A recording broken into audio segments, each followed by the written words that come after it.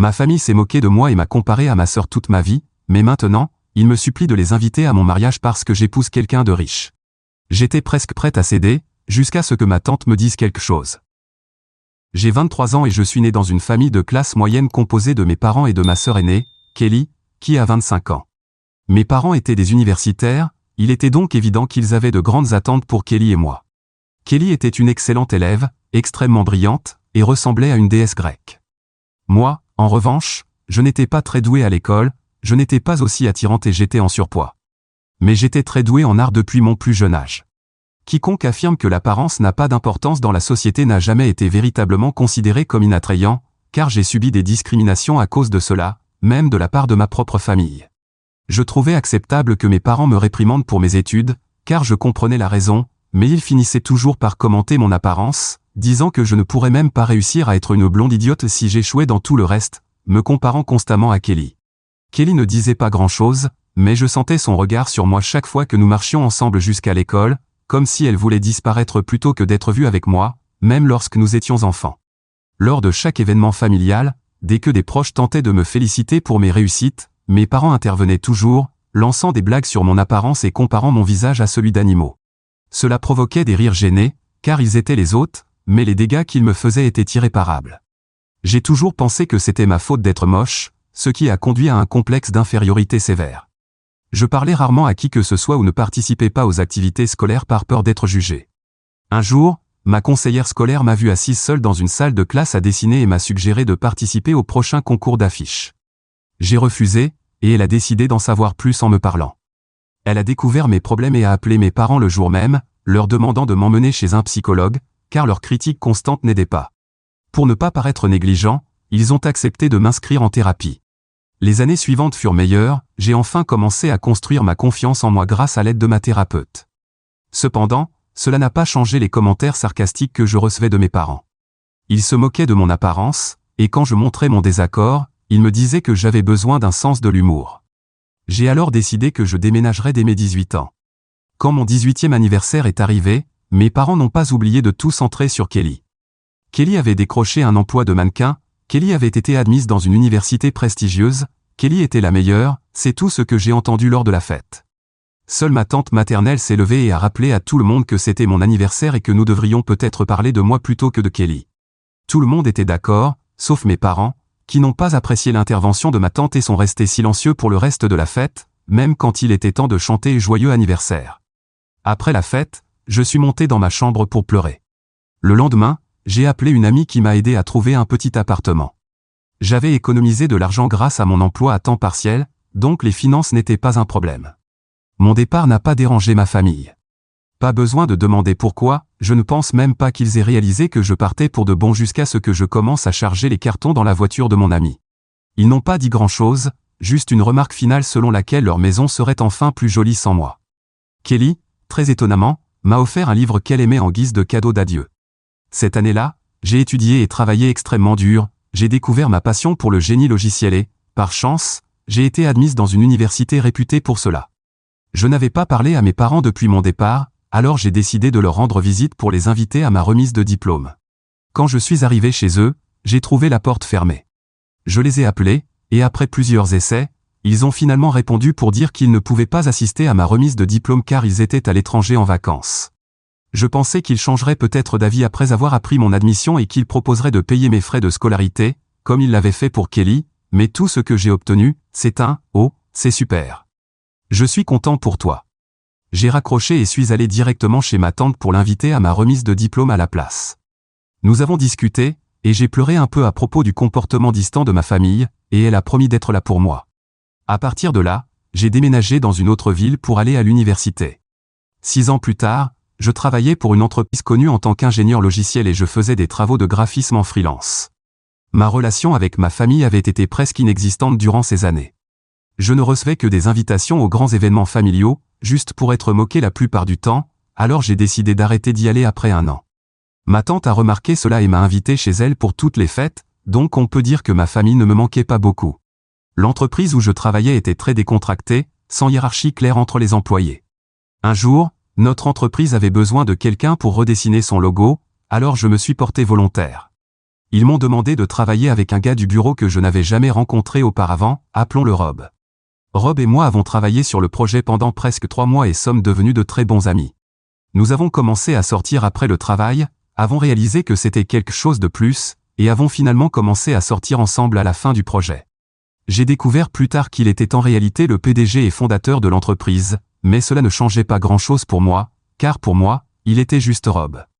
Après 1 an de relation, il a finalement fait sa demande de manière extravagante lors d'un voyage à Paris. J'étais ravi, et ma tante a été la première à être mise au courant. Le lendemain, j'ai envoyé un email à ma famille pour les informer et j'ai posté sur Facebook pour le faire savoir à ma famille élargie. À ma grande surprise, j'ai reçu un appel de ma mère pour la première fois depuis presque 7 ans. Elle semblait très enthousiaste, m'a félicité et m'a invité à un dîner familial privé le week-end suivant. J'y ai réfléchi et j'ai accepté. Le dîner n'était pas chez eux mais dans un restaurant très chic. J'ai retrouvé mes parents et ma sœur Kelly, qui était sans emploi depuis qu'elle avait obtenu son diplôme universitaire.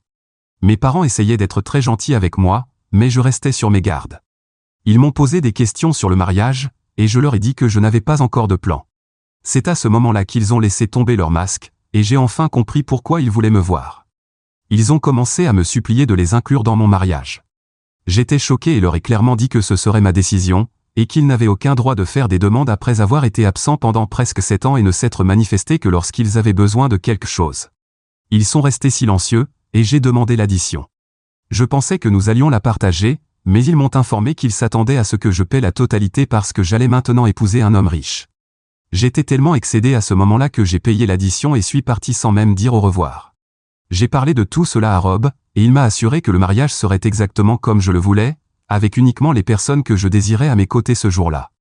Depuis ce jour, j'ai commencé à recevoir des appels incessants de mes parents, me pressant de les inviter et de les inclure dans le mariage parce que la famille passe avant tout et autres arguments de ce genre. Au début, j'étais extrêmement réticente à cause de ce qui s'était passé lors du dernier dîner, mais après leurs excuses répétées pour leur comportement envers moi pendant mon enfance et jusqu'à maintenant, j'ai décidé d'agir en adulte responsable et de leur donner une seconde chance. Je leur ai dit que papa pourrait me conduire à l'hôtel, tandis que maman et Kelly seraient mes demoiselles d'honneur, et ils en étaient plus que ravis. Les choses ont commencé à mal tourner lorsqu'ils ont commencé à faire du shopping pour le mariage. Ils ont acheté les choses les plus chères dans les magasins et s'attendaient à ce que je paie pour tout. J'ai été très clair, je leur enverrai des références à consulter, mais je ne paierai rien. Ils ont essayé de me convaincre en faisant semblant d'être gentils, mais je n'ai pas été dupé et refusé. 5 mois avant le mariage, Rob et moi avons décidé d'organiser d'abord une annonce de fiançailles dans ma ville et d'établir la liste des invités en fonction de cela.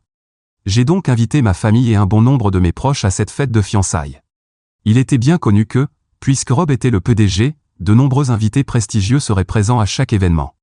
Mes parents étaient ravis d'être inclus à ce stade. Tout se passait comme prévu jusqu'à ce que je reçoive un appel de ma tante, qui m'a dit qu'elle voulait me parler en personne dès que possible. Je l'ai vue les jours suivants, et elle m'a dit que ma famille préparait quelque chose contre moi. Elle m'a expliqué que ma mère savait très bien que je n'appréciais ni eux ni Kelly, et qu'elle prévoyait de créer une scène lors de ma fête de fiançailles. Leurs finances s'étaient détériorées après avoir payé les études de Kelly parce que mon père avait pris sa retraite. Ma mère était la seule à subvenir aux besoins de la famille, et avec Kelly qui ne faisait rien après l'université, ils ne s'en sortaient pas bien financièrement. Quand ils ont réalisé que j'étais fiancé à un homme riche, ils ont essayé de se réconcilier avec moi, espérant que je devienne automatiquement leur distributeur de billets et que je leur donne de l'argent. Mais après que j'ai rejeté leurs efforts, ils ont planifié quelque chose de plus sournois. Leur premier plan était de faire de Kelly ma demoiselle d'honneur pour qu'elle soit associée à l'un des garçons d'honneur. Cela semblait irréaliste car je ne me laissais pas manipuler et avais le contrôle sur mon mariage, alors ils ont décidé d'un plan plus déloyal. Ils avaient acheté un collier bon marché en ligne, qu'ils prévoyaient de me montrer lors de la fête de fiançailles, en prétendant qu'il s'agissait d'un original pour Kelly. Une fois qu'on m'aurait vu avec le collier, ils le mettraient secrètement dans mon sac et créeraient une scène, prétendant que le collier avait été volé. Après l'avoir trouvé dans mon sac, ils m'accuseraient de vol devant tout le monde, et, en guise de compensation, peut-être que mon fiancé leur donnerait de l'argent. Par culpabilité, je paierais leurs dépenses. Ma tante m'a calmé et a dit qu'elle était venue me voir dès qu'elle avait entendu parler de ce plan pour m'avertir des intentions de ma famille lors de la fête et me demander quelle action je voulais entreprendre. J'ai réfléchi un moment et demandé à ma tante de ne pas leur faire savoir que j'étais au courant, car je prévoyais maintenant de leur donner une leçon. J'ai dit à ma tante que nous pouvions obtenir une autre copie du collier et la mettre dans le sac de ma mère après qu'elle ait mis son collier dans le mien. Leur embarras serait sans limite après avoir trouvé un collier qu'ils m'accusaient d'avoir volé dans son sac à main. Peut-être que cela les ferait réfléchir à 2 fois avant de planter cette histoire pour m'humilier. Ma tante a approuvé le plan et a immédiatement accepté. Le jour de ma fête de fiançailles est arrivé, et tout se passait comme prévu. Ma mère m'a montré le collier, et quelques minutes plus tard, elle a rassemblé mon père et Kelly et a commencé à crier que son collier cher avait disparu. J'ai regardé dans mon sac et immédiatement donné le collier discrètement à ma tante. Ensuite, je suis allé voir ma mère et lui ai demandé ce qui n'allait pas. Elle a blâmé la disparition du collier et a voulu que je vérifie mon sac. J'ai fait semblant de la calmer et lui ai demandé de vérifier son propre sac avant de blâmer qui que ce soit, et j'ai pris son sac à main. Je l'ai ouvert et montré le collier à tout le monde. Ma famille était stupéfaite, tout le monde chuchotant maintenant à leur sujet. Avant qu'ils ne puissent dire quoi que ce soit, j'ai rappelé à haute voix que leur tactique pour me rendre responsable de chaque problème, comme ils le faisaient quand j'étais jeune, ne fonctionnerait plus. J'ai ajouté que, bien que je ne sois peut-être pas aussi belle qu'eux, j'avais des valeurs bien supérieures aux leurs, et c'est cela qui compte dans le monde réel. Ils sont restés silencieux pendant le reste de la fête et sont partis tôt, tous embarrassés. Le lendemain, j'ai vu plusieurs messages vocaux sur mon téléphone de mes parents et de certains membres de ma famille, disant que je n'aurais pas dû évoquer le passé après leur tentative répétée de se réconcilier avec moi. Ils ont affirmé que m'accuser pour le collier n'était pas intentionnel, mais que mon attaque contre leur caractère était extrêmement déplacée. Alors, suis-je la méchante pour avoir volontairement remis en question le caractère de ma famille après qu'ils ont essayé de ternir ma réputation lors de ma fête de fiançailles? Mise à jour 1. Merci à tous ceux qui ont partagé leurs opinions et donné des conseils sur ma situation. J'ai montré ce post et les commentaires à ma tante, et elle m'a suggéré de leur parler honnêtement si je voulais vraiment donner une chance équitable à notre relation. Cela m'a semblé une bonne idée, alors une semaine après la fête de fiançailles, je suis allé dîner chez mes parents. Ils ne m'avaient pas contacté après que je n'ai donné aucune réponse à leurs accusations selon lesquelles je les avais embarrassés. Ils étaient assez froids à mon arrivée et parlaient à peine, sauf si je lançais une conversation. Je les ai fait s'asseoir et leur ai dit comment j'avais découvert leur plan. Leur silence n'était pas de l'arrogance, mais ils n'avaient pas grand-chose à dire. J'ai laissé sortir toutes les rancunes que j'avais accumulées depuis mon enfance, dans une tentative honnête de comprendre leur perspective et de reconstruire notre relation. À ma grande surprise, ils étaient extrêmement compréhensifs et se sont excusés abondamment pour ce qu'ils avaient essayé de faire lors de ma fête de fiançailles. Leur excuse semblait sincère, mais je ne pouvais pas leur faire totalement confiance après le fiasco de la fête. Alors que le mariage approchait, je suis allé à la boutique pour voir ma robe et faire les ajustements finaux. J'avais déjà prévu d'y aller avec ma tante, mais j'ai décidé d'y emmener aussi ma mère et Kelly pour essayer de créer de nouveaux liens. Un détail que j'ai oublié de mentionner plus tôt, j'avais beaucoup maigri pendant mes études, donc je n'étais plus considérée comme la moche, ou du moins, je ne l'avais pas été jusqu'à présent. Lors de l'essayage de la robe, ma tante était émue en me voyant dans la robe, mais ma mère et Kelly ont eu des réactions extrêmement neutres. J'ai essayé de leur demander si elles voulaient ajouter quelque chose à l'ensemble, et elles ont répondu que non. J'ai donc retiré la robe et l'ai emballée. Soudain, Kelly s'est approchée de moi avec une robe en satin luxueuse, en suggérant qu'elle devrait être la robe des demoiselles d'honneur. C'était une très belle robe, mais dès qu'elle a vu l'étiquette de prix, elle a dit qu'elle ne pouvait pas se la permettre et l'a remise sur le portant. Je n'ai pas proposé de la payer à ce moment-là, mais j'ai décidé de l'acheter plus tard pour ma mère et ma sœur, puisqu'elle faisait partie de mon cortège nuptial, et nous sommes toutes reparties. Le lendemain, j'ai acheté les robes et les ai offertes comme cadeau. Quelques jours après notre visite, ma famille a commencé à imposer de petits détails pour le mariage, comme les couleurs des fleurs, la liste des invités ou les événements à organiser. C'était un peu gênant au début, mais j'ai tenu bon et leur ai dit que je demanderais directement leur avis si j'en avais besoin. Ils n'ont peut-être pas aimé ça, car ce qui a suivi a été un désastre absolu. Environ 1 heure après leur départ de chez moi, j'ai reçu un appel de ma mère. J'ai répondu, et après n'avoir entendu aucune réponse, j'ai réalisé qu'elle avait peut-être appelé par erreur. Elle et Kelly étaient dans un bar, et alors que j'allais raccrocher, je les ai entendus parler de moi. Elle se moquait de ma robe de mariée, disant que je ne pourrais jamais porter quelque chose comme ça et s'étonnait de comment j'avais réussi à séduire un homme aussi beau et riche, alors qu'elle ne m'aurait même pas embauché comme femme de ménage chez lui. Elle continuait à me ridiculiser, me traitant de prétentieuse, et espérait qu'elle pourrait accéder à ma richesse sans jamais avoir à me revoir. J'en avais assez entendu, alors j'ai raccroché et fait une crise de nerfs juste après. Je ne pouvais pas croire à quel point ma mère et Kelly pouvaient être cruelles. Le lendemain, j'ai appelé ma tante et lui ai tout raconté. Elle est venue chez moi, m'a réconforté et m'a rappelé que j'avais le pouvoir dans cette situation et qu'elle serait toujours de mon côté, quoi qu'il arrive.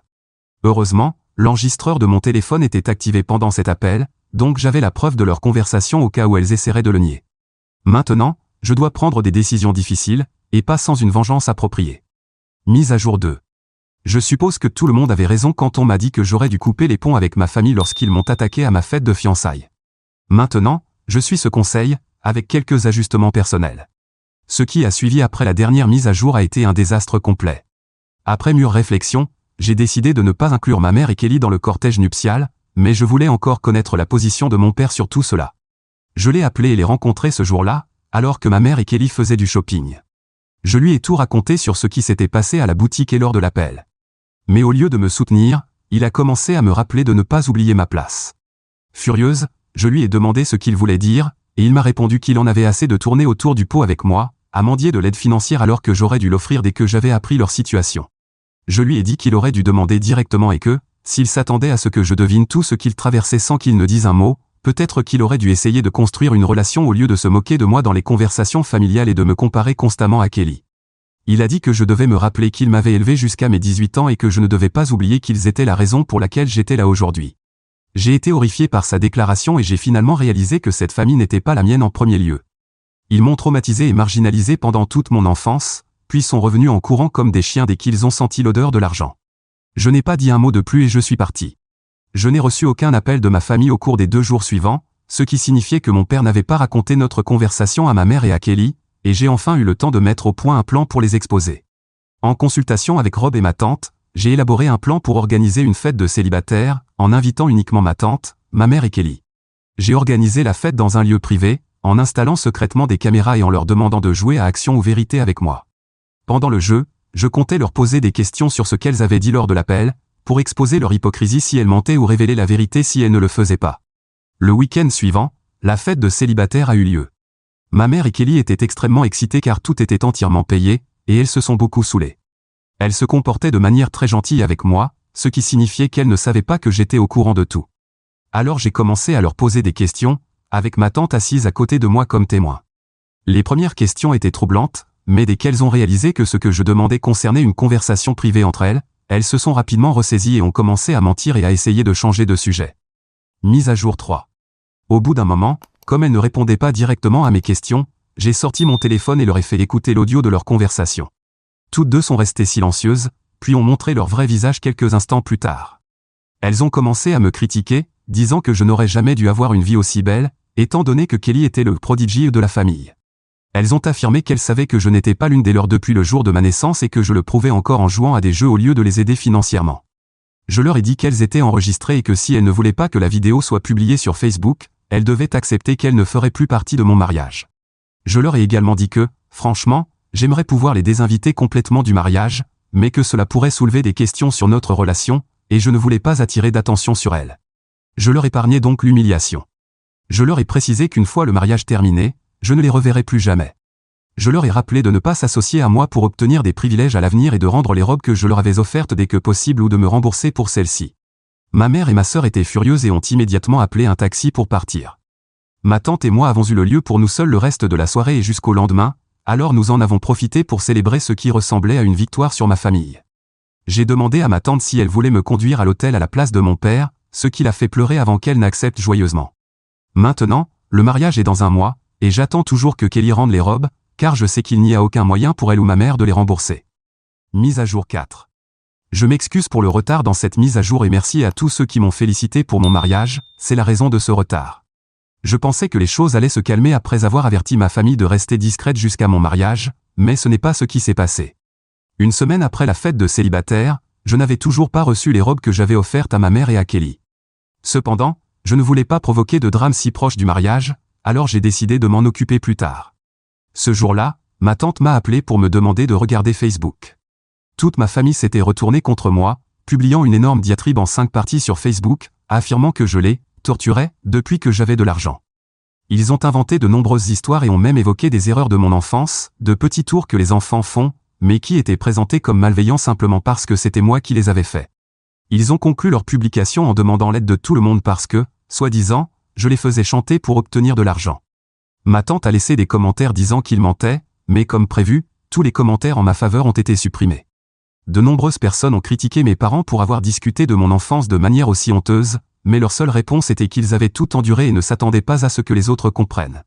Ils sont même allés jusqu'à publier mon numéro de téléphone dans leur post, ce qui a entraîné de nombreux appels de proches essayant de me convaincre de les inviter à mon mariage. J'ai montré la publication à Rob, qui a suggéré de les poursuivre en justice pour diffamation et harcèlement. Mais je lui ai dit que je ne voulais plus rien avoir à faire avec eux. J'étais furieuse et j'ai décidé de publier les vidéos où ils m'insultaient et me discriminaient ouvertement pour être laide, accompagné de mon explication. Dans mon post, j'ai précisé qu'ils ne seraient plus invités au mariage et qu'ils devraient soit me rembourser les robes que je leur avais offertes, soit entendre parler de mes avocats sous peu. Beaucoup de personnes qui les soutenaient au départ ont rapidement changé de camp après avoir vu la vidéo et ont commencé à les attaquer à leur tour. Ils pensaient que je bluffais en disant que je publierais les vidéos et ont essayé de m'intimider pour obtenir ce qu'ils voulaient, mais j'ai renversé la situation, les laissant sans issue. Ils n'avaient pas anticipé cela et étaient désormais dans une énorme panade. J'ai reçu des messages de ma grand-mère maternelle me demandant de leur pardonner, mais dès que je lui ai dit qu'elle était libre de ne pas venir au mariage si elle souhaitait les soutenir, son opinion a également changé. Les semaines suivantes ont été extrêmement stressantes, mais j'avais tout planifié avec soin, y compris l'embauche de sécurité pour le lieu du mariage, car je m'attendais à ce qu'ils se présentent, et ils l'ont fait. Mon père était trop épuisé pour participer à cela, donc ce n'était que ma mère et Kelly qui sont arrivés, portant les robes comme si de rien n'était. Quand elles se sont vues refuser l'entrée, elles ont fait une scène avant que des invités importants n'arrivent. Rob est sorti pour les avertir de partir ou d'affronter la police pour intrusion sur une propriété privée. N'ayant pas d'autre choix, elles ont décidé de partir, mais pas avant de m'insulter pendant que je les observais depuis une fenêtre. La cerise sur le gâteau, en partant, ma mère a accidentellement marché sur un arroseur, qui s'est activé et a ruiné à la fois sa tenue et celle de Kelly. Le mariage s'est déroulé sans accroc après cela, avec ma tante qui m'a accompagné jusqu'à l'hôtel. La plupart des invités de mon côté se sont excusés pour le comportement de ma famille. J'ai demandé à tout le monde d'oublier cet incident et de profiter du mariage, ce qu'ils ont fini par faire. Mise à jour finale. Ceci sera la dernière mise à jour concernant cet incident. J'ai reçu les robes de Kelly et de ma mère par courrier pendant ma lune de miel. Elles étaient abîmées à cause de l'incident avec l'arroseur, mais ce n'était pas une question de robe, c'était une question de principe. Rob insistait encore pour que je poursuive ma famille en justice pour avoir tenté de me diffamer avec leurs mensonges, mais j'ai refusé, car ils s'étaient déjà suffisamment discrédités avec leur publication Facebook. Mon véritable bonheur réside dans le fait que je n'ai plus de famille toxique dans ma vie. Ma tante reste la personne en qui j'ai le plus confiance, et maintenant que je suis enceinte, elle sera peut-être la seule grand-mère que mon enfant mérite vraiment. Je n'ai pas entendu grand-chose à propos de ma famille, sauf que mon père a maintenant un problème d'alcool, que ma mère essaie toujours de me calomnier, et que Kelly a quitté la ville pour recommencer et a tenté de m'envoyer un message d'excuse. Honnêtement, je m'en fiche, car ce sont eux qui ont ruiné notre relation pour des raisons mesquines, et maintenant que je suis heureuse, je ne veux pas perturber ma paix avec de fausses excuses.